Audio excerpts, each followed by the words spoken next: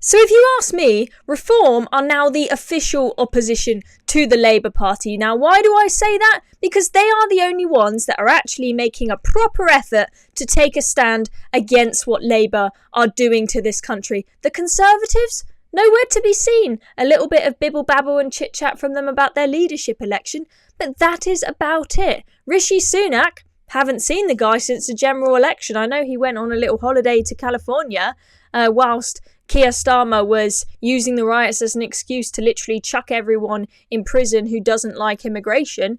He was silent, and now Parliament's back. I mean, I don't know what the guy's doing. Haven't seen Rishi Sunak at all. Reform, on the other hand, have been very, very proactive. There are only 5 of them in there, but they are creating a hell of a noise. So they've been outside Parliament joining the Daily Express campaign against the winter fuel payment cut. There is Nigel out there. We had all 5 of the Reform MPs voting against Labour's cut to the winter fuel allowance in Parliament.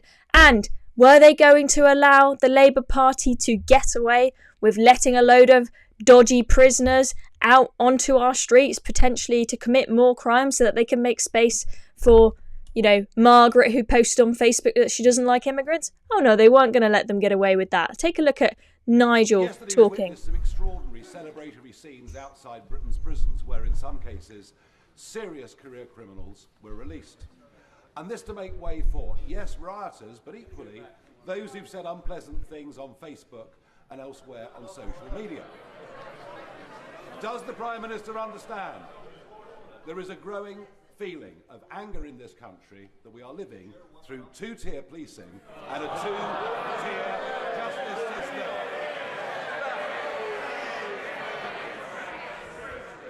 I'm angry to be put in a position of having to release people who should be in prison because the last government broke the prison system.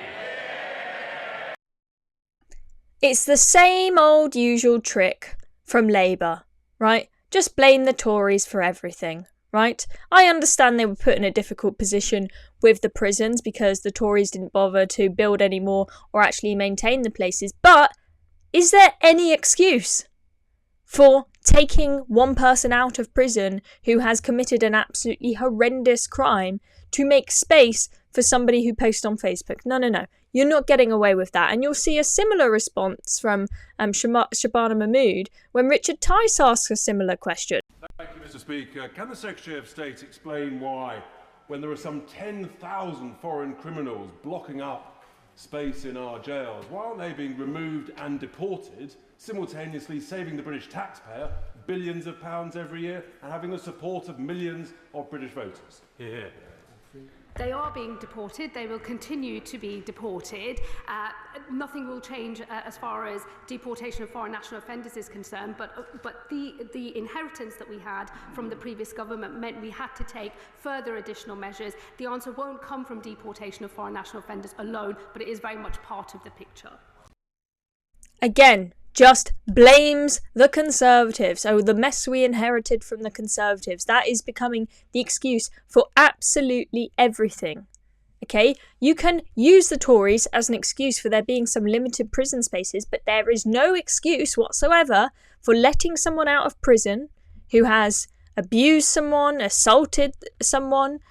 We've seen someone who blinded and assaulted a baby let out, someone who killed a schoolboy let out, letting those people out to make a space for someone who posted on Facebook. No. That ain't gonna fly with us. Your little excuse about the Tories is not gonna work. And I am so glad that we have got those 5 Reform MPs, only 5, but 5 mighty MPs who are fighting the fight against the Labour Party. It's going to be a long battle, and I think it's going to get a lot worse in this country before it gets better, but at least it feels a little bit like democracy is working again. It feels a little bit like Parliament is actually a place where one party holds another party to account, because we are actually seeing Reform really, really pushing the Labour Party on these points. Doesn't mean the Labour Party will change. No, I don't know. But at least we can see